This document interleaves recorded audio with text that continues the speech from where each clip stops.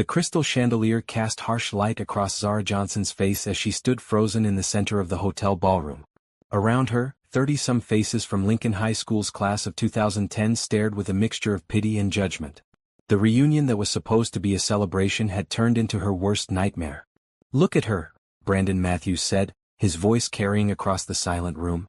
"Still pretending to be something she's not. Still lying to everyone, including herself." Zara's hands trembled as she clutched her small purse.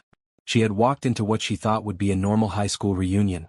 Instead, she found herself surrounded by former classmates who had clearly been fed a story. Brandon stood in the center like a prosecutor, his new wife Candace beside him with a smug smile. "You want to know the truth about Zara Johnson?" Brandon continued, his voice growing louder. "She's been telling people she married some rich guy, but look at her. Look at those fake designer clothes from the outlet mall. Look at that cheap jewelry trying to pass for real diamonds." The crowd murmured. Someone whispered, "I knew something was off." Zara felt her chest tighten. This wasn't how tonight was supposed to go. She had come here feeling confident, happy, and ready to show everyone how well she was doing. Gabriel had offered to come with her, but she wanted to face her past alone. Now she realized how wrong she had been. "She told everyone she lives in a mansion now," Brandon laughed bitterly. "But I know the truth. After our divorce, she was living in a tiny apartment, working 3 jobs just to pay rent. She was so desperate, so broken, that she would have done anything to escape that life." "That's not true," Zara whispered, but her voice was too quiet to carry over Brandon's accusations. Candace stepped forward, her red dress gleaming under the lights. "She's been catfishing some poor man online, pretending to be someone she's not. It's actually sad when you think about it. She's so desperate for validation that she's created this whole fake life." "I saw her last month at the discount grocery store," said Jennifer Walsh, their former class president. "She was using coupons and looked like she hadn't slept in days. I felt so sorry for her that I almost said hello, but she looked embarrassed to be seen." The lies stung because they contained just enough truth to be believable. Yes, Zara had shopped at discount stores during the hardest times after her divorce. Yes, she had worked multiple jobs. But that was before Gabriel. That was before everything changed. "The woman I married was real," Brandon said, wrapping his arm around Candace. "She didn't need to pretend or lie about who she was. She didn't try to trap me with fake pregnancies or emotional manipulation." Zara's eyes widened. "I never." "Oh, you never?" Brandon cut her off. "What about the time you claimed you were pregnant just to get me to stay? What about all those tears and threats when you found out about Candace? You tried everything to keep me trapped in that miserable marriage." The room was completely silent now. Zara felt like she was drowning. Every face around her showed either pity or disgust. These people, who once knew her as the quiet girl who got good grades and helped organize school events, now saw her as some desperate, manipulative woman. "She probably hired an actor to pretend to be her husband for social media photos," Candace suggested. "I've heard of people doing that. It's really pathetic." "That would explain why no one has actually met this mysterious billionaire husband," added Tom Rodriguez, Brandon's former football teammate. "I mean, come on. Zara Johnson married a billionaire? The same girl who wore the same 3 outfits in high school because her family couldn't afford more clothes." The weight of their judgment pressed down on her chest. Zara looked around the room, desperately searching for even one friendly face, but everyone seemed convinced by Brandon's performance. They had made up their minds about her before she even walked through the door. "I think we should feel sorry for her," said Michelle Cooper, speaking in that fake sweet voice Zara remembered from high school. "She's clearly having some kind of mental breakdown. Creating fantasy lives, pretending to be rich, lying about everything. It's actually concerning." "The saddest part," Brandon said, his voice now dripping with false concern, "is that she actually believes her own lies. She's so deep in this fantasy that she can't see reality anymore." "Zara, honey, we all know you're struggling. We all know you're alone. You don't have to keep pretending."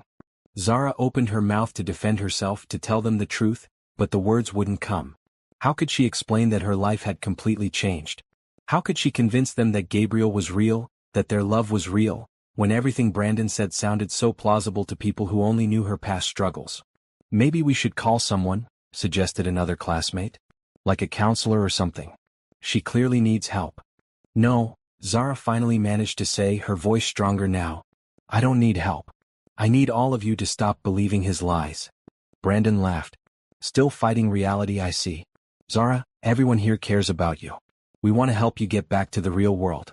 This fantasy you've created isn't healthy." The crowd pressed closer, their faces full of concern that felt more like mockery. Zara realized that Brandon had planned this perfectly. He had spent months, maybe longer, planting seeds of doubt about her new life. He had turned her former classmates into an audience for her public humiliation. "Please," she whispered, backing toward the wall. "Just leave me alone." "We can't leave you alone when you're clearly in crisis," Candace said sweetly. "As your friends, we have an obligation to help you face the truth." Zara felt trapped. The ballroom that had once held happy memories of prom and graduation now felt like a courtroom where she had already been found guilty. The chandelier light seemed harsher, the walls seemed closer, and the faces around her seemed more hostile with each passing second.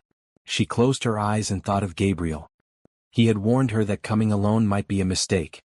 He had offered to accompany her, but she had insisted she could handle seeing Brandon again. She had been so confident in her new life, so sure that nothing her ex-husband could say would affect her. Now, surrounded by the cruel laughter and pitying stares of people she once considered friends, Zara realized she had walked straight into Brandon's trap, and she had no idea how to get out. 3 years earlier, Zara had been a different woman. She had been Mrs. Brandon Matthews for 5 years, believing she had found her happily ever after with her high school sweetheart.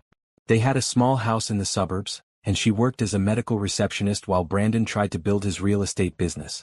The memory hit her like a physical blow as she stood in the ballroom, surrounded by hostile faces. She remembered that Tuesday afternoon when she had come home early from work with a terrible headache. The house had been quiet, which was unusual because Brandon usually played music when he worked from home. She had climbed the stairs to their bedroom, planning to take some medicine and rest. But when she pushed open the door, she found Brandon in bed with Candace Morrison, his secretary from the real estate office. "Zara?" Brandon had jumped up, not even bothering to cover himself. "This isn't what it looks like." But it was exactly what it looked like. Candace, a blonde woman 5 years younger than Zara, had simply smiled from the bed. She hadn't even looked ashamed. "How long?" Zara had whispered, her whole world crashing down around her. "It doesn't matter," Brandon had said, pulling on his pants. "Look, Zara, we need to talk. This marriage isn't working anymore." The casual way he had said it, as if their 5 years together meant nothing, had cut deeper than finding them in bed. Zara had stood there in her work uniform, holding her car keys, while her husband told her their marriage was over. "I've been trying to find a way to tell you," Brandon had continued. "Candace and I, we have something real. Something I never had with you. We're married," Zara had said stupidly as if he had forgotten.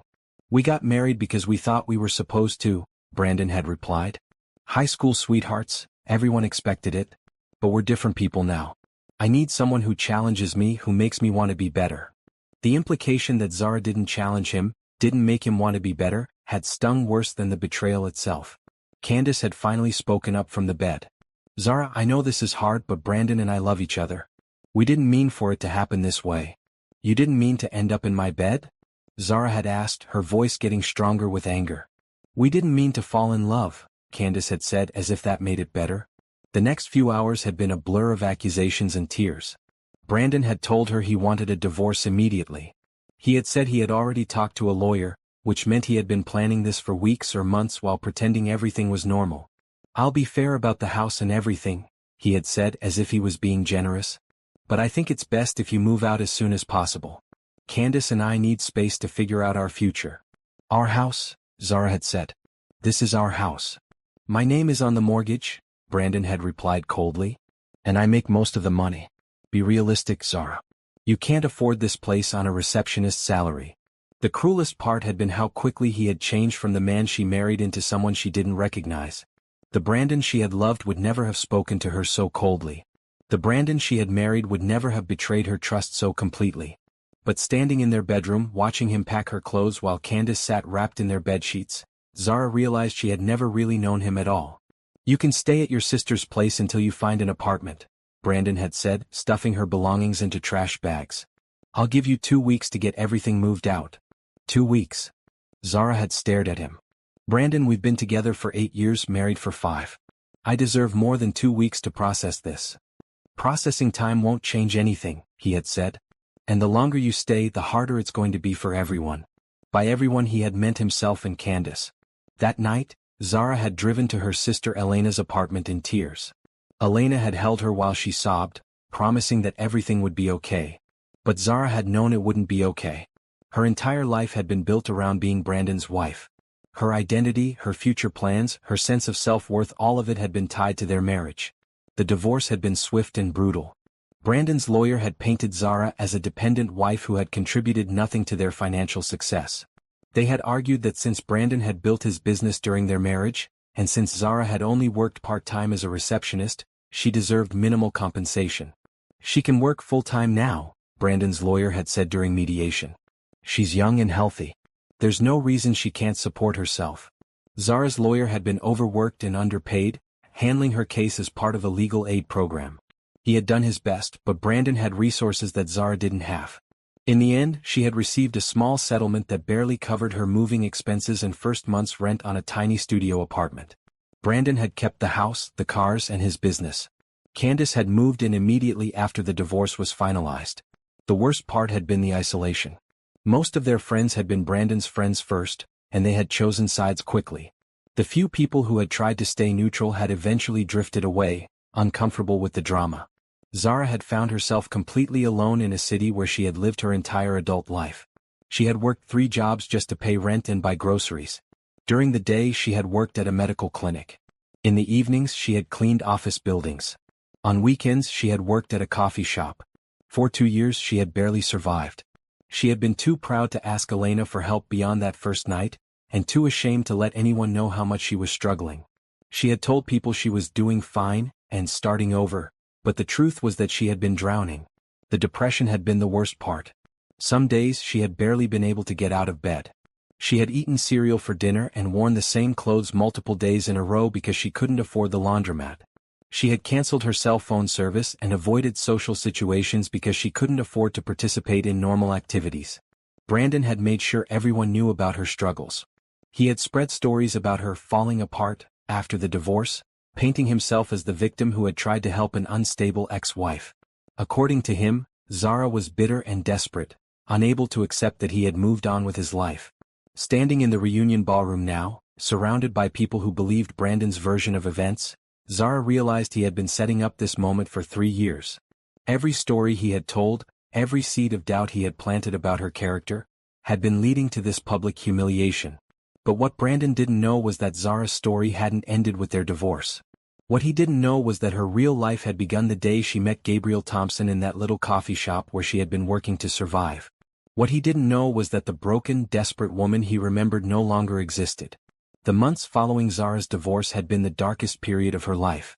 Living in a 400-square-foot studio apartment with paper-thin walls, she could hear her neighbors' every conversation and footstep. The building smelled like old grease and cigarettes, and the radiator clanked so loudly at night that she barely slept. Her 3 jobs had consumed every hour of her day. At the medical clinic where she worked as a receptionist, she answered phones and filed insurance claims from 8 a.m. to 3 p.m. The pay was barely above minimum wage and she had no benefits. Her supervisor, Mrs. Patterson, had made it clear that Zara was replaceable. "You seem distracted lately," Mrs. Patterson had said during one of their weekly meetings. "Personal problems shouldn't affect your work performance." Zara had nodded and promised to do better, even though she was already working as hard as she could. She couldn't afford to lose any of her jobs. From 4 p.m. to 10 p.m., she cleaned office buildings downtown.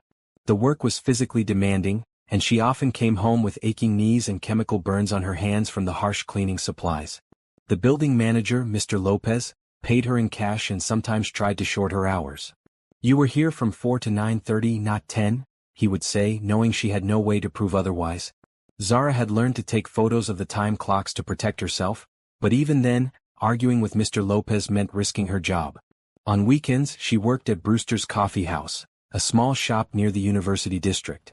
The owner, Mrs. Chen, was kinder than her other bosses, but the pay was mostly tips, which meant her income fluctuated wildly depending on how busy they were. The worst part wasn't the physical exhaustion or the financial stress. The worst part was the isolation. Elena had tried to stay in touch, calling regularly and inviting Zara to family dinners. But Zara had been too ashamed to accept help. She had told Elena she was doing fine, that she just needed time to get back on her feet. "You don't have to be so independent all the time," Elena had said during one of their phone calls. "Mom and Dad would help you if you asked." "I would help you. But Zara couldn't bear the thought of being pitted by her family. She had always been the responsible one, the one who made good choices and had her life together. Admitting that she was struggling felt like admitting failure. The depression had crept in slowly. At first, she had told herself she was just tired from working so much. Then she realized she wasn't enjoying anything anymore. Food tasted like cardboard. Movies couldn't hold her attention. She stopped reading, stopped listening to music, stopped caring about her appearance beyond what was required for work. Some mornings, she would lie in bed staring at the ceiling, trying to find the energy to get up. The thought of facing another day of demanding customers, difficult bosses, and financial worry felt overwhelming. She would force herself up only because she knew losing any of her jobs would mean losing her apartment. Brandon's cruelty had continued even after the divorce was finalized. He would drive past her apartment building and text her photos of his new house with Candace. He would post pictures on social media of expensive dinners and weekend trips, making sure she saw how well he was doing without her. "Hope you're doing okay," he had texted once, along with a photo of him and Candace on a beach vacation. "Looks like you're working at that coffee shop now. Good for you for staying busy."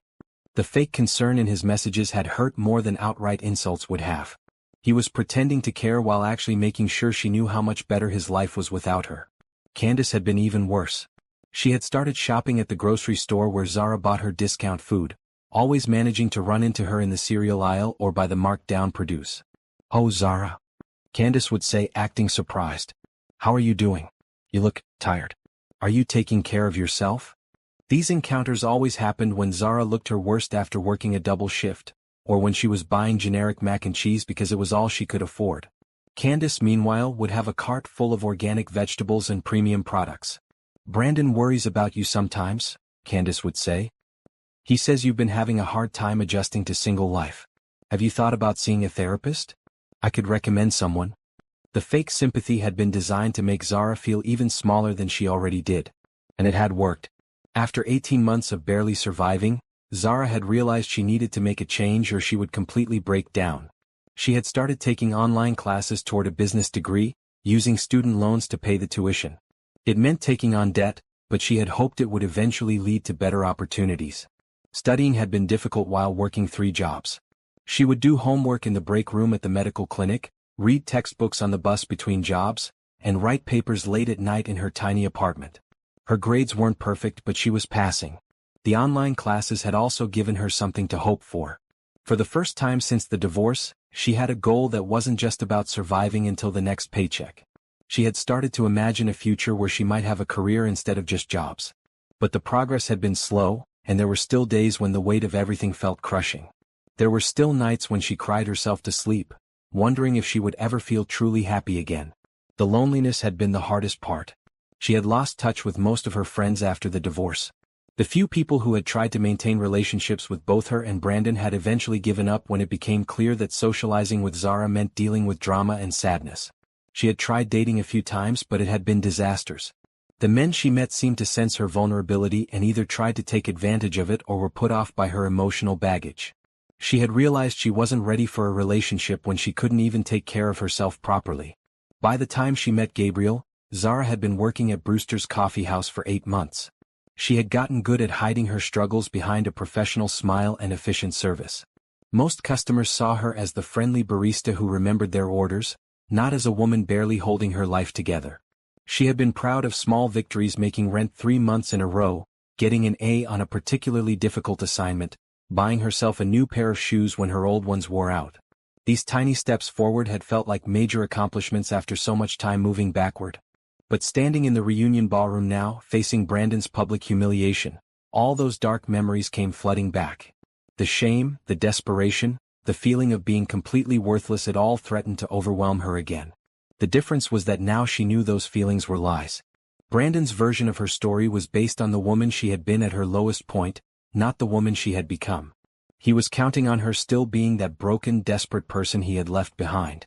What he didn't know was that meeting Gabriel hadn't just changed her circumstances. It had changed her entire understanding of her own worth. Gabriel Thompson had walked into Brewster's Coffee House on a rainy Thursday morning in March, exactly 18 months ago. Zara remembered the exact date because it was the anniversary of her divorce being finalized, and she had been having one of her darker days. She had been working the morning shift alone because Mrs. Chen's other employee had called in sick.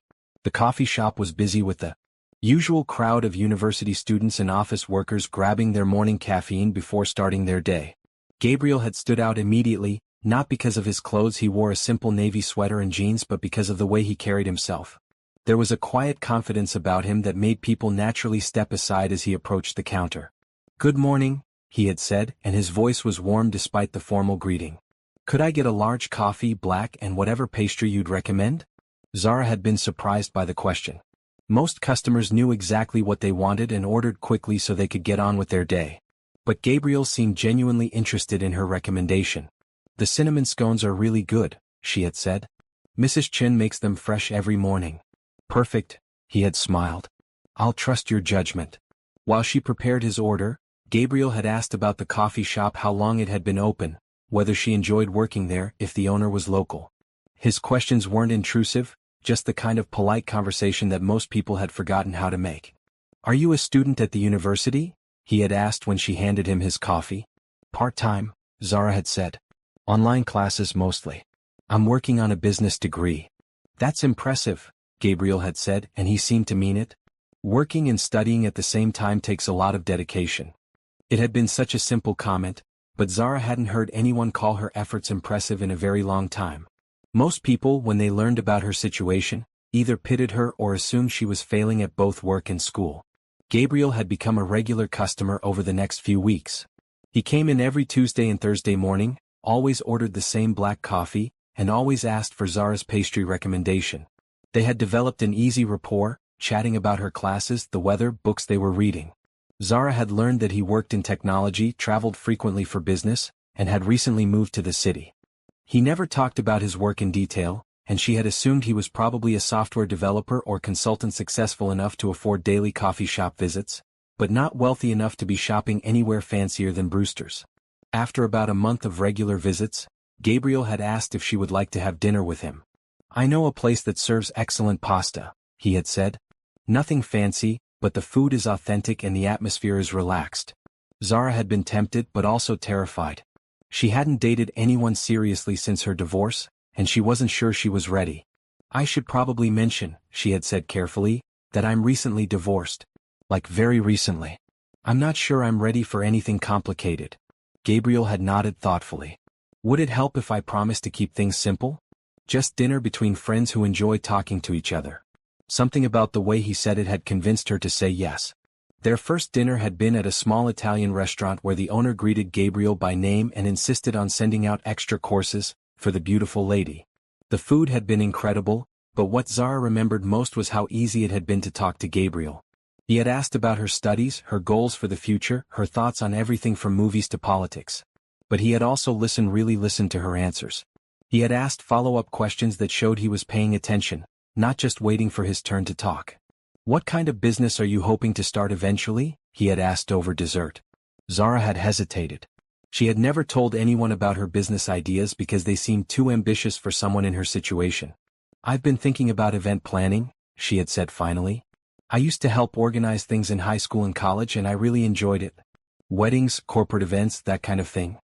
"That's a great field," Gabriel had said. "There's a lot of creativity involved, but it also requires strong organizational skills and business sense. Do you have experience with project management?" They had talked for 2 hours about business plans, marketing strategies, and the challenges of starting a service-based company. Gabriel had offered insights and suggestions without ever making Zara feel like he was lecturing her or talking down to her. When he drove her home that night, Zara had realized it was the first time in years that she had forgotten about her problems for an entire evening. Their relationship had developed slowly over the next few months. Gabriel had been patient with her hesitation about commitment, understanding about her financial limitations, and respectful of her emotional boundaries. He had never pushed for more than she was ready to give. He had also been generous in ways that didn't make her feel like charity. When her car broke down, he had offered to drive her to work without making a big deal about it. When she mentioned struggling with a particularly difficult class, he had offered to help her study. When her apartment's heat stopped working in the middle of winter, he had invited her to stay at his place until it was fixed. It had taken Zara 3 months to realize that Gabriel's place was actually a penthouse apartment in the city's most expensive building. It had taken her another month to learn that his technology work Involved running a company that developed software for major corporations worldwide. "Why didn't you tell me?" she had asked when she finally understood the scope of his success. "Would it have changed how you treated me?" Gabriel had asked. Zara had thought about it honestly. "It might have. I probably would have been intimidated. That's why I didn't tell you," he had said simply. "I wanted you to get to know me, not my bank account." The revelation about Gabriel's wealth had been overwhelming at first.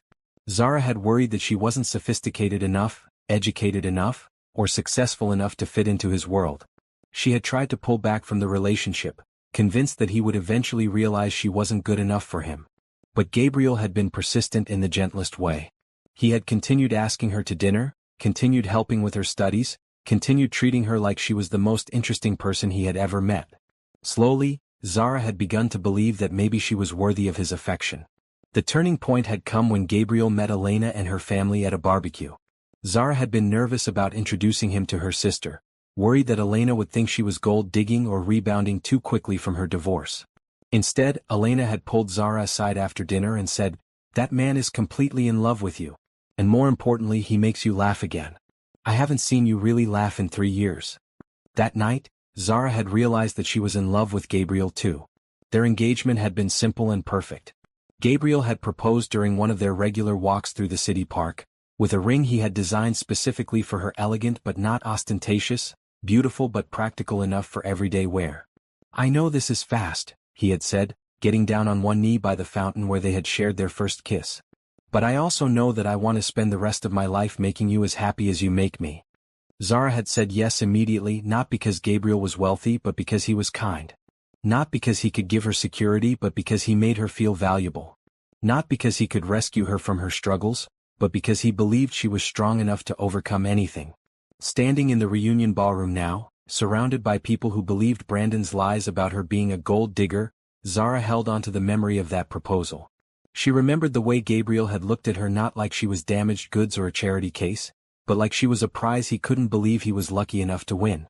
The 6 months between Zara's engagement and wedding had been a whirlwind of change, not just in her circumstances but in her understanding of herself. Gabriel had insisted on paying off her student loans, despite her protests. "It's not charity," he had said when she argued about accepting his help. "It's an investment in our future together.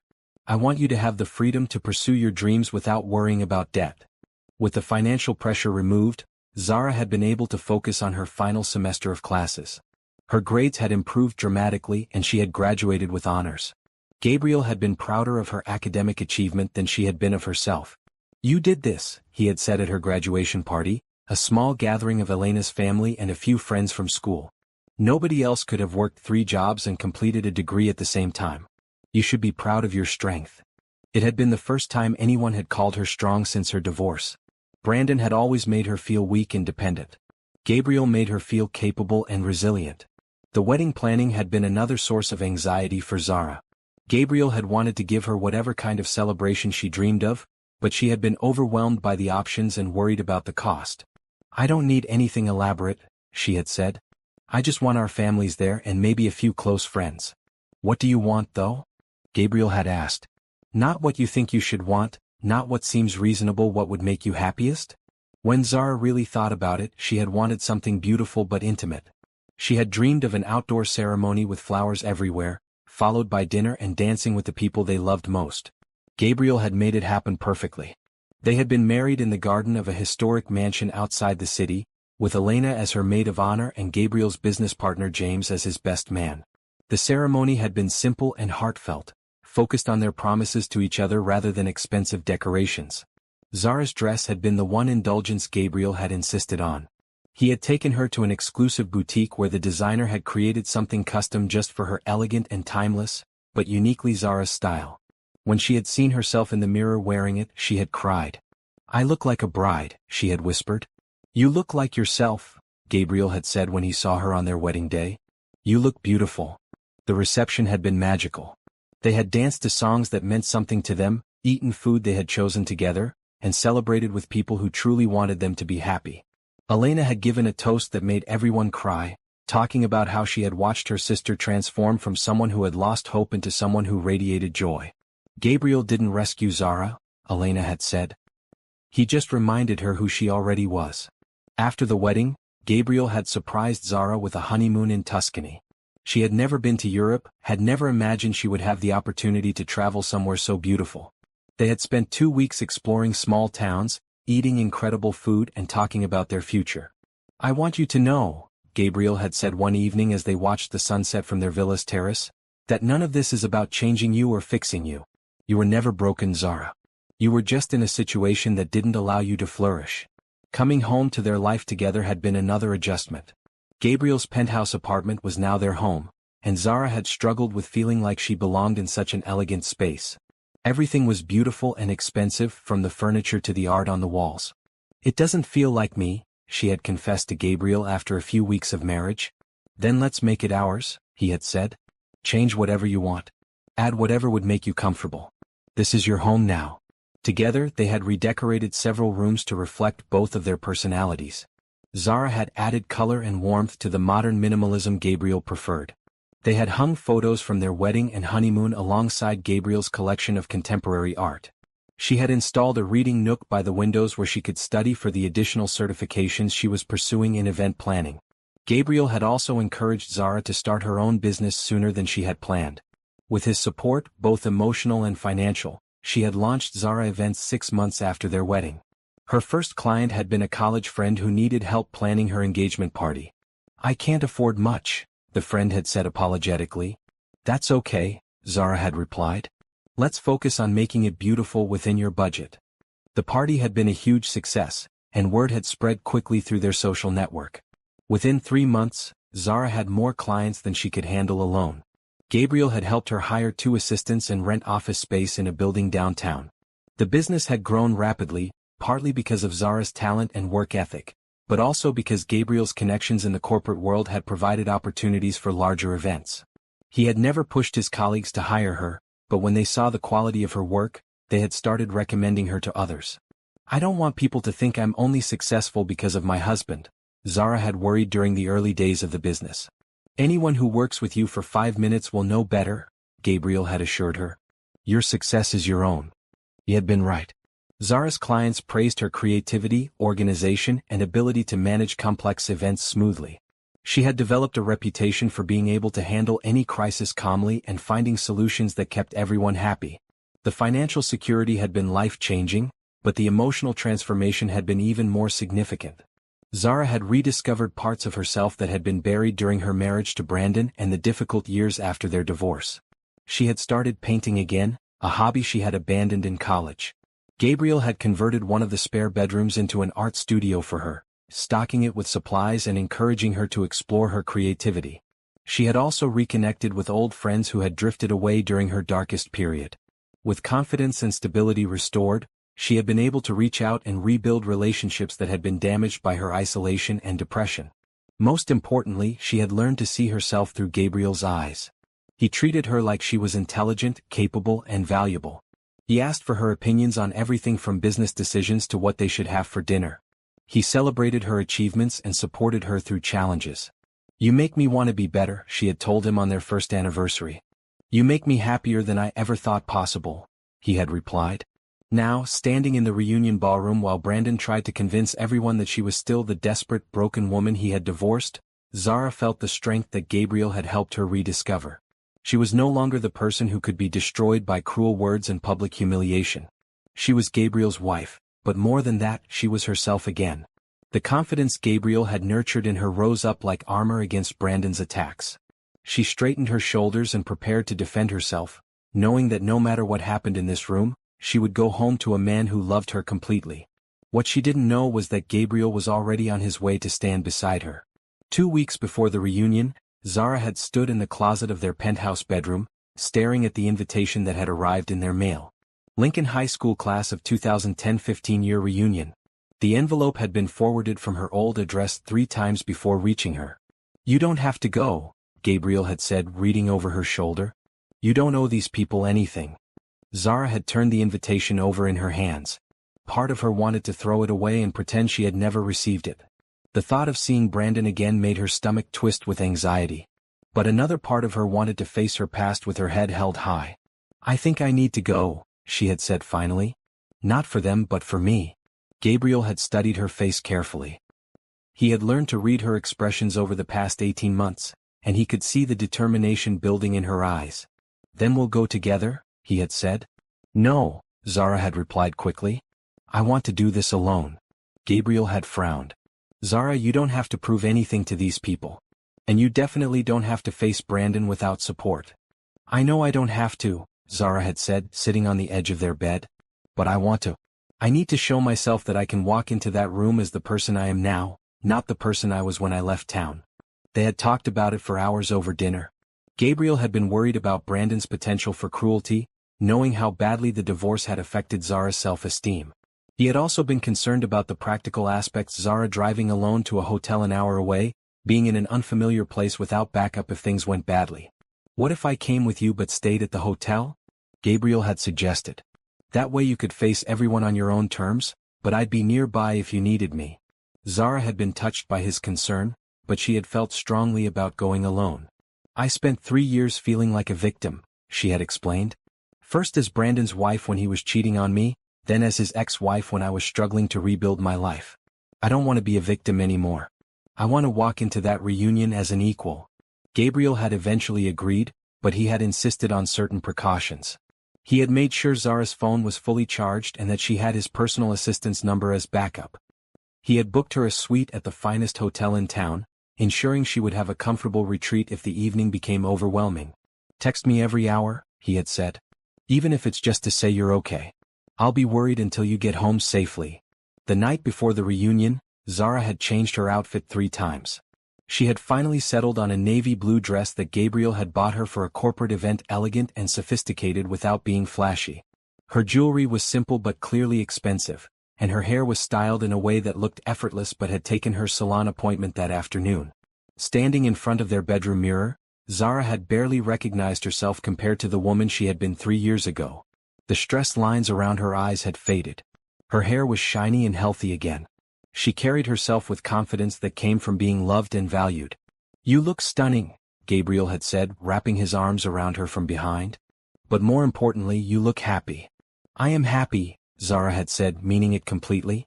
The morning of the reunion, Gabriel had made her breakfast and packed snacks for her drive. He had been unusually quiet, and Zara could tell he was still worried about letting her go alone. "I'll be fine," she had assured him. "It's just a few hours. What's the worst that could happen?"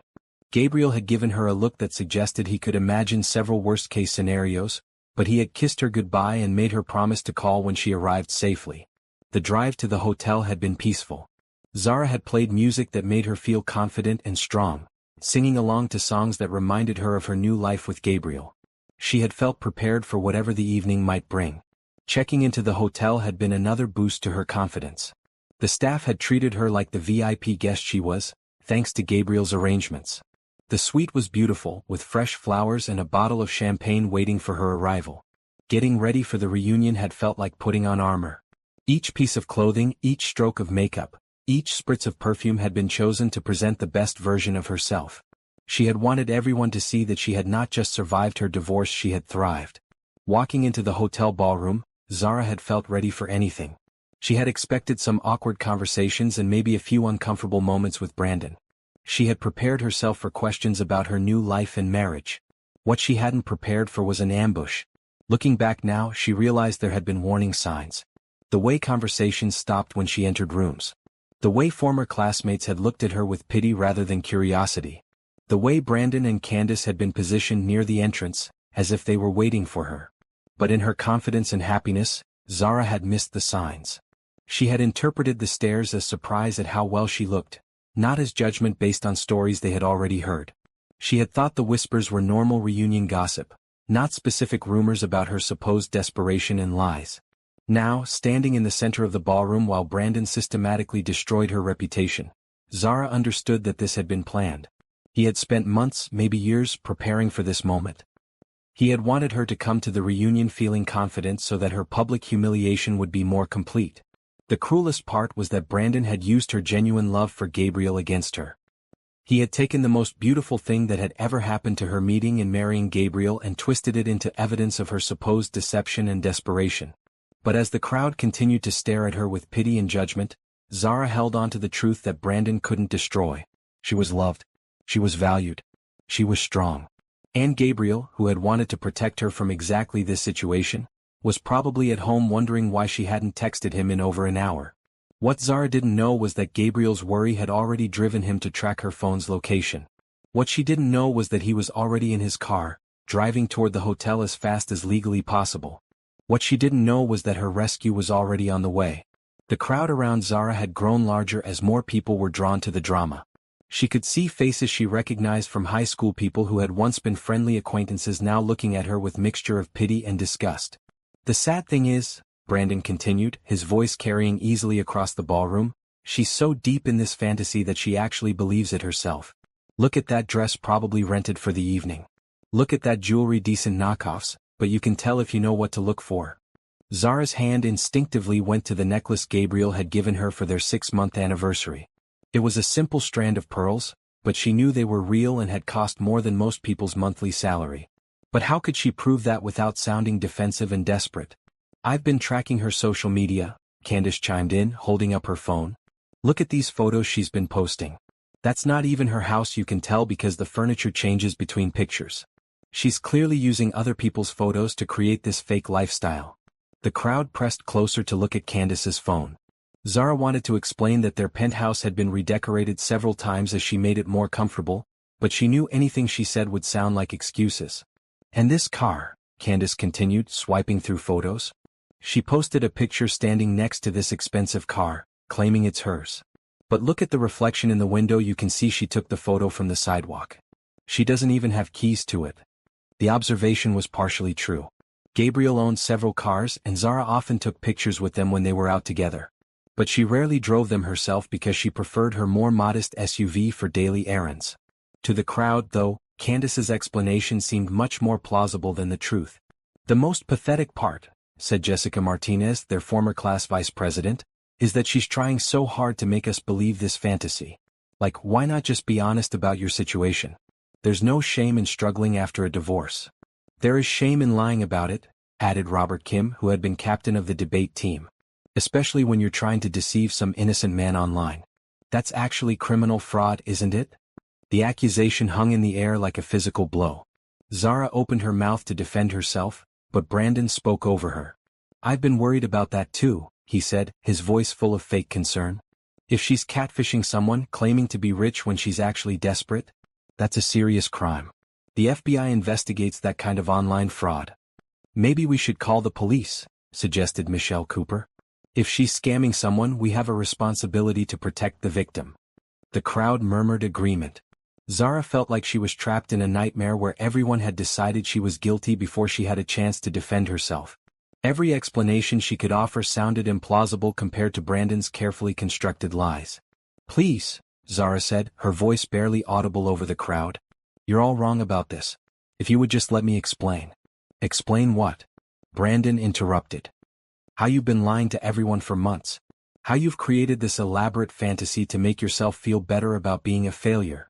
I'm not a failure, Zara said, her voice getting stronger. I own my own business. I'm successful in my own right. The crowd laughed and the sound cut through her like a knife. Oh honey, said Amanda Foster, their former homecoming queen. You don't have to keep lying. We all know you're working as a barista. There's nothing wrong with that, service jobs are honest work. But pretending to own a business when you're making coffee for minimum wage is just sad. I do own a business, Zara insisted. Zara Events. I plan corporate functions and weddings. I have employees and an office downtown. Sure you do, Candace said with a smirk. And I'm sure your imaginary billionaire husband helped you start this imaginary business with his imaginary money. The crowd laughed again, and several people pulled out their phones to record Zara's humiliation. She realized that this moment was going to be shared on social media, preserved forever as evidence of her supposed mental breakdown. You know what I think happened? Said Brian Walsh, Jennifer's brother. I think she met some guy online who told her he was rich and she fell for it completely. Now she's so embarrassed about being catfished herself that she's doubled down on the lies. That actually makes sense, agreed Robert Kim. She's been scammed, but she's too proud to admit it. So she keeps pretending the relationship is real, even though he's probably just some guy in another country stealing photos from actual rich people. The new theory spread through the crowd like wildfire. It was even more humiliating than being called a gold digger, because it painted her as both desperate and stupid. According to this version of events, she wasn't even successfully manipulating someone, she was being manipulated herself. Zara, said Mrs. Rodriguez, their former Spanish teacher who had come to the reunion as a special guest. Dear, if someone is taking advantage of you online, there are resources that can help. You don't have to be embarrassed about being a victim of fraud. The kindness in her teacher's voice almost broke Zara's resolve. Mrs. Rodriguez genuinely believed she was helping, which made the situation even more painful. Everyone in the room was so convinced by Brandon's lies that they were treating her like a victim of mental illness or criminal fraud. I'm not being scammed, Zara said desperately. Gabriel is real. Our marriage is real. Everything I've told you is true. Gabriel? Brandon laughed. Even the name sounds fake. Let me guess, he's tall, dark, and handsome? He swept you off your feet with romantic gestures and promises of a better life?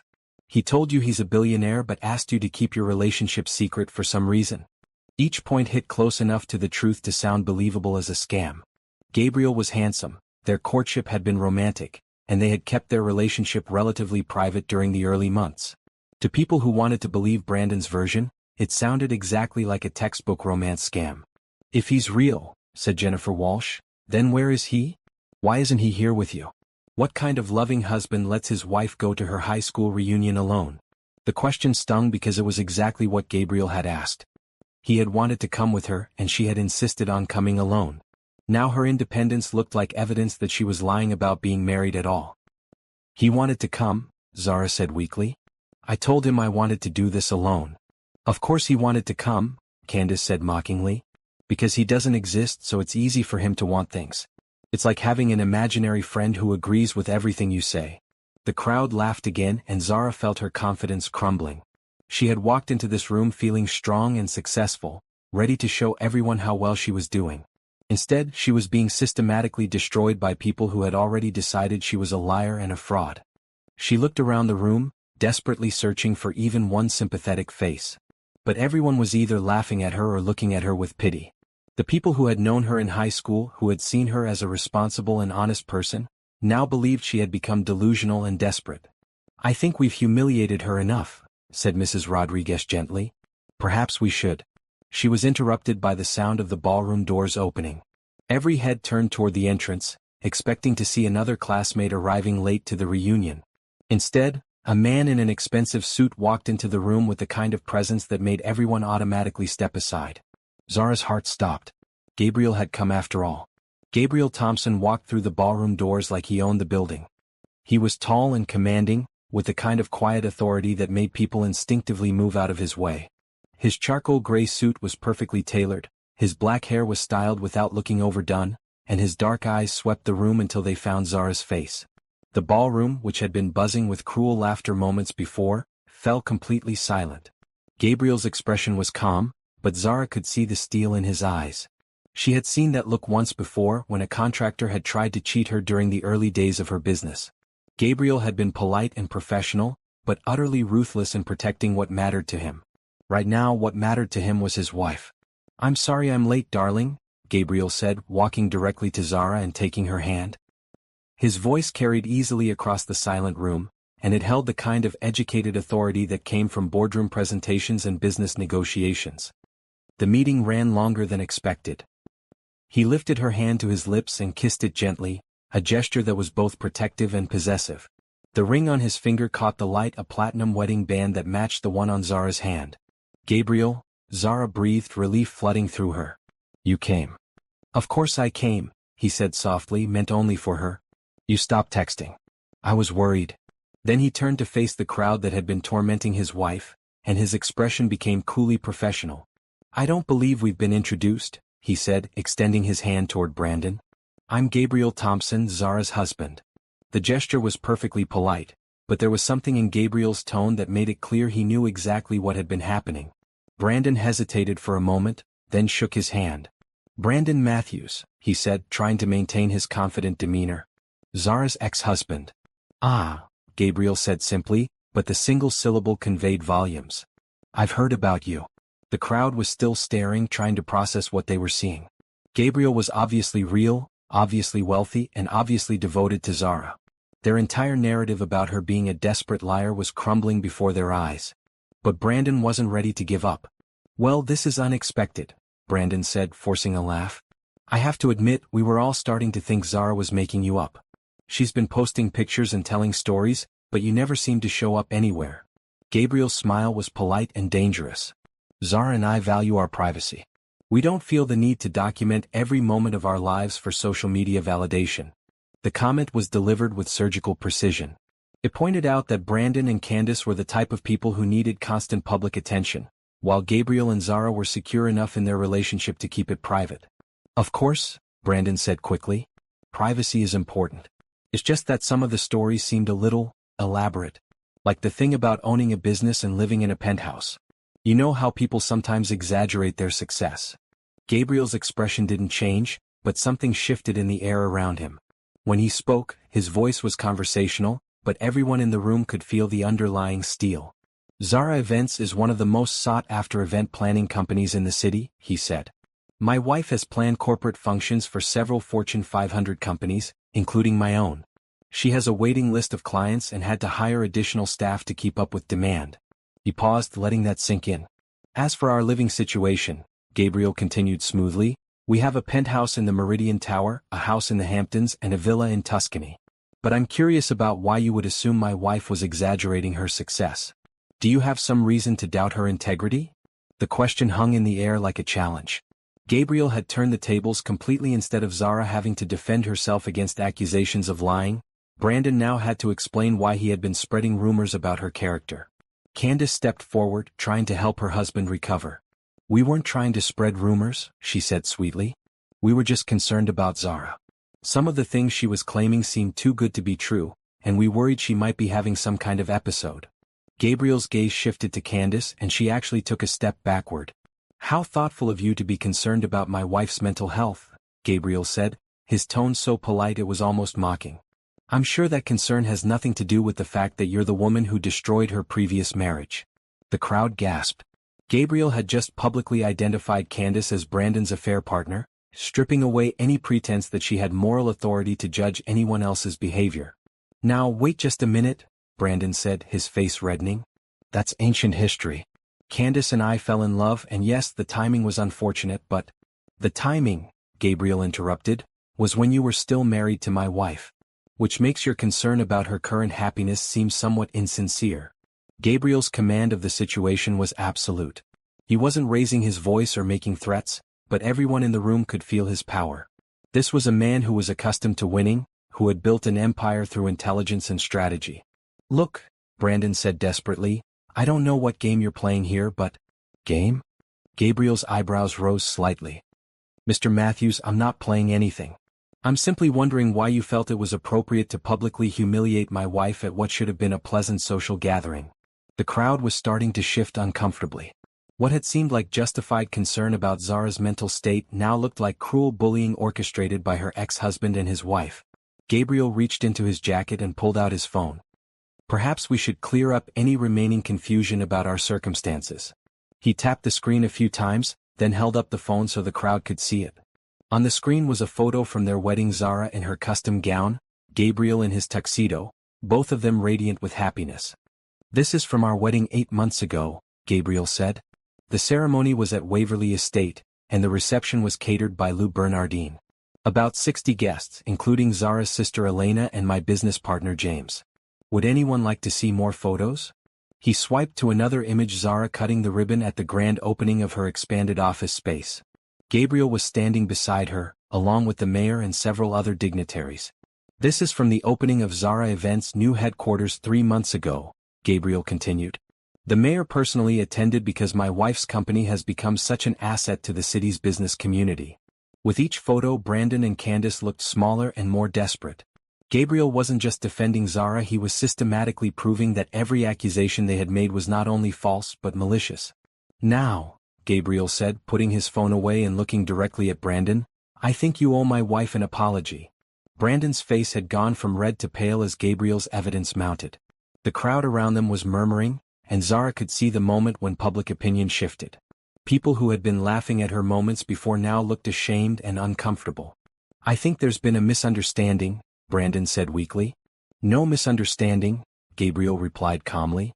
You deliberately orchestrated a campaign to humiliate my wife in front of people who knew her in high school. You spread lies about her character, her mental health, and our marriage. The only question is why. Gabriel's phone buzzed, and he glanced at it with what looked like satisfaction. Actually, he continued, I think we're about to get some answers to that question. He touched his screen and held up the phone so everyone could see. On it was what appeared to be a financial document. This is interesting, Gabriel said, his tone conversational.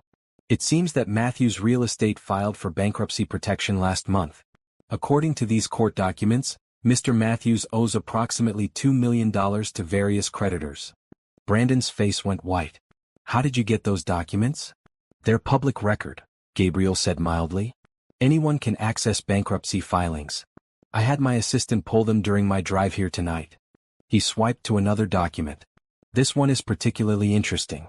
It shows that your house, the one you kept after your divorce from Zara, is in foreclosure. The bank is going to repossess it next month. Gasps rippled through the crowd. Brandon, who had been positioned as the successful ex-husband whose life had improved after leaving Zara, was actually facing financial ruin. Candace grabbed Brandon's arm. You said you were handling the business problems, she hissed, not quite quietly enough. I am handling them, Brandon snapped back. Gabriel smiled coolly. There's more. According to this employment record, Mrs. Matthews, that would be you, Candace was terminated from your position at Hartwell Marketing 3 weeks ago for falsifying expense reports. Candace's mouth fell open. That's confidential information. Not when it involves potential criminal charges for embezzlement, Gabriel replied. Which, according to this police report, are currently under investigation. The crowd was now staring at Brandon and Candace with the same mixture of shock and judgment they had directed at Zara earlier. The tables had turned completely. So let me see if I understand the situation, Gabriel continued, his voice carrying clearly across the now silent ballroom. A man facing bankruptcy and a woman under investigation for embezzlement decided to spend their evening publicly humiliating a successful businesswoman who has built a thriving company and married someone who loves her. Is that an accurate summary? You bastard, Brandon snarled, his mask of civility finally dropping. You think you can just throw money around and make yourself look good? You don't know what she was like when we were married. You don't know how manipulative she can be. Gabriel's expression didn't change, but something deadly quiet entered his voice. Manipulative, he repeated. Mr. Matthews, I've seen the divorce records. You cheated on your wife with your secretary, kicked her out of her own home with 2 weeks' notice, and left her with almost nothing while you kept all the marital assets. Then you spent 3 years spreading rumors about her supposed failures while she worked 3 jobs to rebuild her life. And you're calling her manipulative? The crowd was completely silent now. Several people had their phones out, recording what had become a spectacular reversal of fortune. She worked as a barista, Brandon said desperately. She was cleaning office buildings. She was barely surviving. Yes, Gabriel said quietly. She was surviving. After you destroyed her life, she got up every morning and worked 3 jobs while earning her degree. She never asked for help, never complained, never gave up. Do you know what that tells me about her character? He turned to look at Zara, and his expression softened completely. It tells me she's the strongest person I've ever met. It tells me she has more integrity in her little finger than you have in your entire body. And it tells me that I'm the luckiest man alive because she chose to marry me. Zara felt tears starting in her eyes, but they were tears of gratitude rather than humiliation. Gabriel turned back to Brandon, and the softness disappeared. Now, he said, I believe you owe my wife an apology. A public apology to match the public humiliation you attempted. Brandon looked around the room desperately but found no allies. The crowd that had been supporting him earlier was now looking at him with disgust. His carefully planned ambush had backfired spectacularly. Brandon started then stopped. He's sorry, Candace said quickly. We both are. We didn't mean any harm. Gabriel's gaze shifted to her. Mrs. Matthews, you stood in front of a room full of people and suggested that my wife was mentally ill, criminally defrauding someone online, and living in a fantasy world. You encouraged people to call the police. That seems rather harmful to me. We were just concerned, Candace began. No, Gabriel interrupted. You were cruel. There's a difference. He looked around the room, making eye contact with several of the people who had been laughing at Zara earlier. I understand that some of you may have believed what Mr. and Mrs. Matthews were telling you, he said. But I hope you'll remember this evening the next time someone tries to convince you to participate in publicly humiliating another person. There's usually more to the story than what you're being told. The shame on many faces was obvious. People were starting to remember their own cruel laughter and comments, and they looked horrified at how easily they had been manipulated. Mrs. Rodriguez, their former teacher, stepped forward. "Zara," she said, her voice full of regret. "I'm so sorry. I should have known better than to believe such things about you. You were always one of my most honest and hard-working students." "It's okay, Mrs. Rodriguez," Zara said softly. "You were trying to help." "No excuses," the older woman said firmly. "I participated in something cruel and I'm ashamed of myself." Other voices started joining in, classmates who had known Zara in high school and should have trusted their own memories of her character instead of believing Brandon's lies. Gabriel put his arm around Zara's shoulders, pulling her close. "I think it's time we left," he said quietly. "Unless there's anything else you wanted to do here?"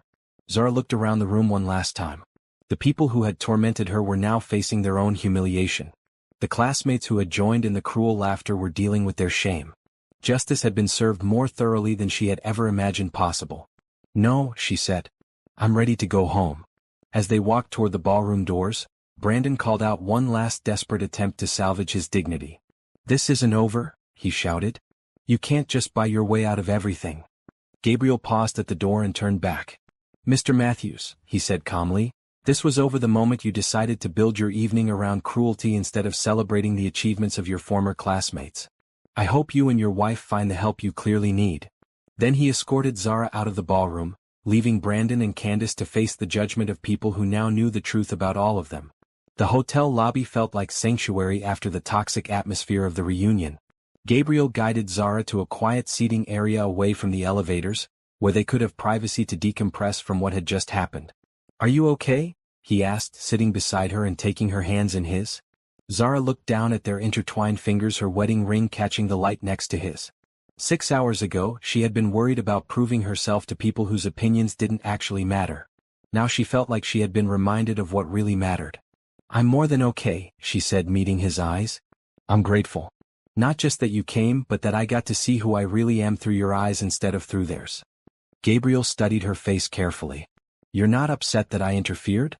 I know you wanted to handle this alone." "I'm not upset," Zara said firmly. "I'm proud. Proud to be married to someone who would drop everything and drive an hour to stand up for me. Proud to be with someone who saw through Brandon's manipulation immediately." They sat in comfortable silence for a moment, processing the evening's events. Through the ballroom doors, they could hear the reunion continuing, but the energy had clearly changed. People were probably discussing what they had witnessed and hopefully learning from it. "How did you know to look up his financial records?" Zara asked. Gabriel smiled.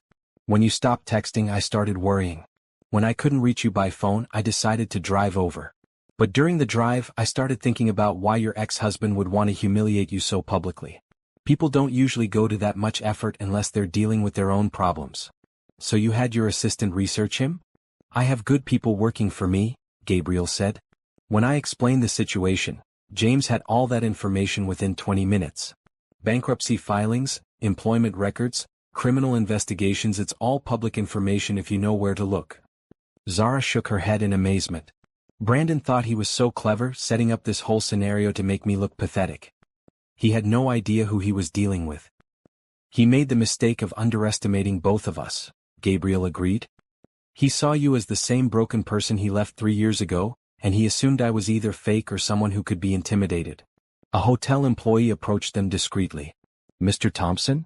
I'm the evening manager. I wanted to apologize for the disturbance in our ballroom tonight. We had no idea that event would become so contentious." "It's not your fault," Gabriel assured him. "You couldn't have predicted that some of the guests would behave so poorly. Is there anything we can do to make the rest of your evening more pleasant? Perhaps dinner in our restaurant or—" Gabriel looked at Zara. "What do you think? Are you hungry?" Zara realized she was actually starving. The stress of the confrontation had masked her appetite, but now that the adrenaline was fading, she needed food. "Dinner sounds perfect," she said. The hotel restaurant was elegant and quiet, a perfect contrast to the chaos they had just left. Over wine and perfectly prepared food, they talked through everything that had happened. "I keep thinking about how easily people believed him," Zara said. "These were people who knew me in high school. They knew I wasn't a liar or manipulator. But Brandon painted this picture and they just accepted it. People want to believe they're smarter than everyone else, Gabriel said. When Brandon offered them the chance to feel superior to someone who appeared to be doing better than them, they took it. It made them feel good about their own choices. That's pretty depressing. It is, Gabriel agreed. But look what happened when they were presented with actual facts instead of gossip and speculation. Most of them were horrified by their own behavior. People can be cruel, but they can also learn from their mistakes. Their server brought dessert, a chocolate souffle they decided to share. As they ate, Zara felt the last of the evening's stress melting away. I have a confession, she said. Part of me is glad this happened. Gabriel raised an eyebrow. Really? Really? For 3 years, I've been carrying around this fear that maybe Brandon was right about me. Maybe I was weak, maybe I was a failure, maybe I didn't deserve good things. Tonight proved that those fears were just lies he planted in my head. You never needed tonight to prove your worth, Gabriel said gently. But I'm glad you feel more confident about it. I also realized something else, Zara continued. I don't need those people's approval. I don't need to prove anything to anyone from my past. The only opinions that matter are the ones from people who actually know me and love me now. Gabriel smiled. Like your sister Elena, who thinks I'm the luckiest man alive for winning your heart? Like my husband, who thinks I'm strong enough to handle anything, Zara replied. They finished dessert and headed up to Zara's suite. While Gabriel called the front desk to book himself a room for the night, Zara got a series of text messages. The first was from Elena. Just saw the video on Facebook. I am so proud of you and Gabriel right now. Also, Brandon is a pathetic loser. The second was from Mrs. Rodriguez. Zara, I hope you can forgive an old teacher for being so foolish tonight. You were always special, and I should have trusted my own judgment instead of listening to gossip. The third was from Jennifer Walsh. I owe you a huge apology. What we did tonight was wrong and I'm ashamed I participated. You were always kind to everyone in school, and you deserved better from us. More messages kept coming, classmates apologizing, expressing regret for their behavior, and praising Gabriel for standing up for her. Several people had apparently recorded the confrontation and shared it on social media, where it was generating discussions about bullying, jealousy, and the danger of believing rumors without evidence. Look at this, Zara said, showing Gabriel her phone. People are actually learning from what happened tonight. Gabriel read through the messages and smiled. Maybe some good will come out of Brandon's cruelty after all. As they got ready for bed, Zara reflected on how completely her perspective had changed in just a few hours. She had entered the reunion feeling like she needed to prove herself. She was ending the evening knowing that she didn't need to prove anything to anyone. Thank you, she said to Gabriel as they settled into bed together. For what? For knowing exactly who I am, even when I temporarily forgot. For loving me enough to drive an hour to make sure I was okay. For being the kind of man who defends his wife without making her feel weak. Gabriel pulled her close. Thank you for being the kind of woman who's worth defending. Thank you for working 3 jobs to put yourself through school instead of giving up. Thank you for building a business from nothing. Thank you for having the courage to love again after someone hurt you so badly. They fell asleep holding each other, both knowing that what had started as an attempt to humiliate Zara had instead become a celebration of their love and partnership. The next morning brought more messages, not just from classmates, but from potential clients who had seen the social media posts about Zara events and wanted to hire her company. The reunion disaster had accidentally become the best marketing campaign her business had ever received. Look at this, Zara said, showing Gabriel her phone over breakfast. 3 new inquiries for corporate events, and a request to plan a wedding for someone who saw the video and was impressed by how I handled the situation. Gabriel laughed. Brandon's plan to destroy your reputation ended up growing your business instead. Should I feel sorry for him? Zara asked. He's lost everything: his business, his house, his reputation. Gabriel considered the question seriously. You can feel sorry for him without excusing his behavior. He made choices that led to consequences. But that doesn't mean you have to hate him forever. I don't hate him, Zara realized. I actually feel free of him. For 3 years, he's been this dark voice in my head telling me I wasn't good enough. After last night, I can't hear that voice anymore. They drove home together, Zara's car following Gabriel's as they returned to their real life. As they pulled into the parking garage of their building, Zara felt like she was seeing everything with new eyes. Their penthouse apartment wasn't just beautiful, it was theirs. The business she had built wasn't just successful, it was hers. The love she shared with Gabriel wasn't too good to be true, it was real, and it was strong enough to weather any storm. That evening they had dinner with Elena and her family. Over takeout pizza and wine, they told the story of the reunion and its aftermath. Elena's children, Zara's nephews, listened wide-eyed to the tale of Uncle Gabriel rescuing Aunt Zara from the mean people. "It's like a fairy tale," said 8-year-old Miguel. "But with phones and hotels instead of castles." "The best fairy tales," Zara said, ruffling his hair, "are the ones that happen in real life." 6 months later, Zara Events was featured on the cover of a business magazine as one of the city's fastest-growing companies. The article mentioned her inspiring story of rebuilding her life after divorce and creating success through determination and hard work. Brandon and Candace had moved away after their various legal and financial problems became public knowledge. Zara heard through the grapevine that they were living with Candace's parents and trying to start over in another state. She genuinely hoped they would learn from their mistakes and build a better life for themselves. The reunion video still occasionally surfaced on social media, usually accompanied by discussions about karma, the danger of judging others, and the importance of standing up for the people you love. Zara had become an inadvertent symbol of resilience, and Gabriel had become the example of what a supportive partner should look like. But more than any public recognition or business success, what mattered most to Zara was the quiet moments with Gabriel, the morning coffee conversations, the walks through their neighborhood, the planning of their future together. She had learned that the best revenge wasn't public vindication or seeing your enemies fall. The best revenge was living so well that your past couldn't touch your present. And she was living very well indeed.